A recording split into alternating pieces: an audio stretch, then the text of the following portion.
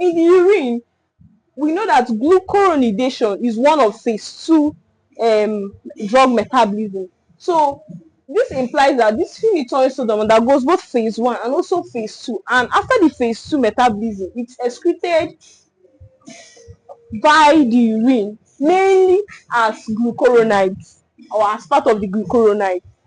Okay, so another thing too, another thing I want us to take note of in phenytoin sodium.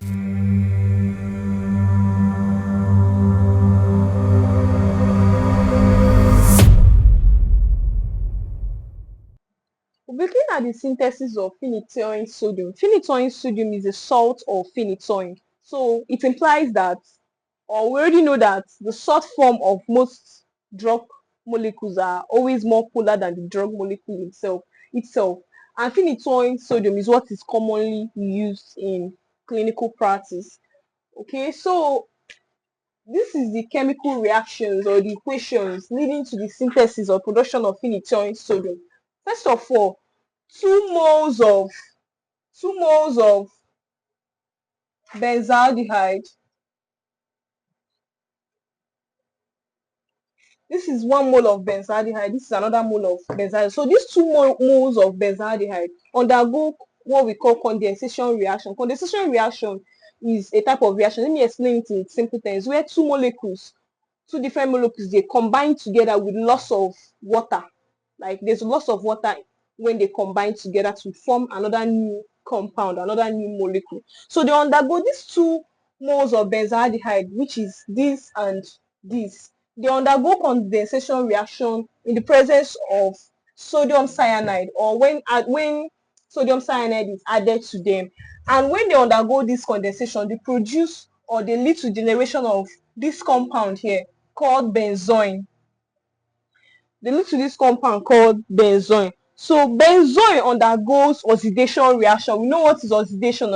Oxidation is the addition of oxygen and the removal of hydrogen. So they undergo this oxidation reaction in the presence of nitric acid, which is HNO3, or cupric acid, which is CuSO4. When they undergo this oxidation, they produce what we call benzyl. That's this molecule here.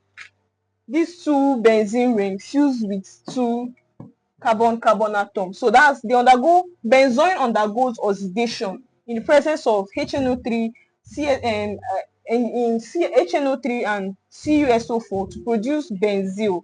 So this doesn't end here. So when this benzyl is heated, this from here to this place is carried out under heat. So when you apply heat to benzyl using urea, this is urea. When you treat benzyl with urea in the presence of heat, when you treat benzyl with urea, applying heat to it in the presence of, this is sodium ethoxide. This is sodium ethoxide, or isoproside. You can either use isoproside or sodium ethoxide in the presence of this or either this, and urea with heat converts benzyl to phenytoin sodium, and this is our phenytoin sodium. This is the hydrogen nucleus, this is the sodium, and this is the 2-phenyl moiety. So this structure here now, this our phenytoin becomes our phenytoin sodium. So that's for the synthesis of phenytoin sodium. So move over to the properties of phenytoin sodium. So we're going to just look briefly the properties, or the chemical properties and physical properties of phenytoin sodium. First of all, phenytoin sodium is a white crystalline powder. Another thing is slightly hygroscopic in nature. I know when a compound is hygroscopic, it means that it absorbs water, it takes water from the environment and then becomes sticky. So if you are aware that phenytoin sodium is slightly hygroscopic, so that implies, or that will inform you, that you don't just package or store phenytoin sodium anyhow. So phenytoin sodium is mostly packaged in airtight containers, and I believe is because of this this property of it being slightly hygroscopic.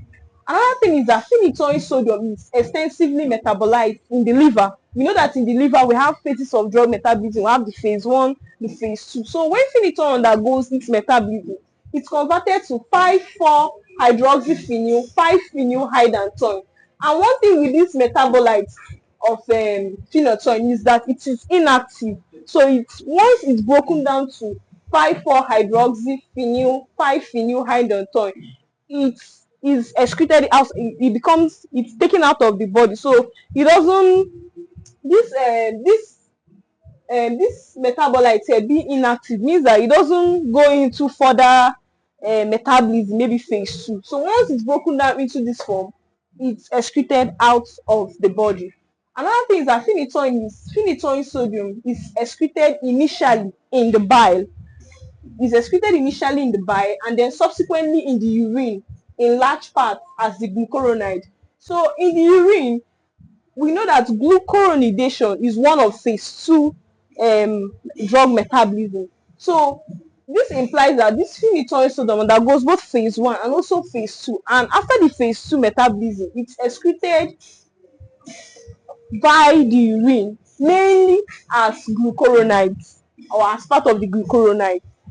Okay, so another thing too, another thing I want us to take note of in phenytoin sodium is that phenytoin sodium, along or in combination of it being an anticonvulsant, it also has relatively little hypnotic effect. So what is hypnotic? When you say a substance is hypnotic, it means that that substance has the ability to induce sleep. It has the ability to prolong sleep or induce sleep. That means such agents, you can use them to treat insomnia or sleep disorders. So in addition to its anticonvulsant effect, phenytoin sodium also has a little ability to induce sleep. So it has little hypnotic effect. So that is all for phenytoin sodium in terms of its synthesis and also its properties. Hello everyone! I trust you found this lesson from Academy X helpful and insightful. This is just a glimpse of what we're prepared for you. Inside the full Academy X course, you get access to every lecture,